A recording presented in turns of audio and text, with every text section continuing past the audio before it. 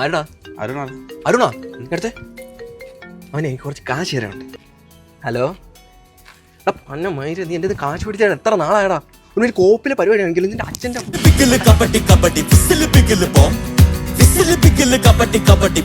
എനിക്ക് പൈസ തന്നില്ല. ഞാൻ വീട്ടിൽ കയറി നിന്റെ അച്ഛൻ.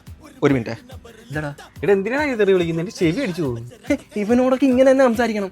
മൈര നാളെ പൈസ തന്നില്ലെങ്കിൽ അറിയാലോ, വെച്ചേ പോടാ. അവൻ നാളെ തന്നെ പൈസ തരും. ആരാ അവനാണോ? അല്ല, എന്റെ അച്ഛൻ. ഹലോ അച്ഛാ.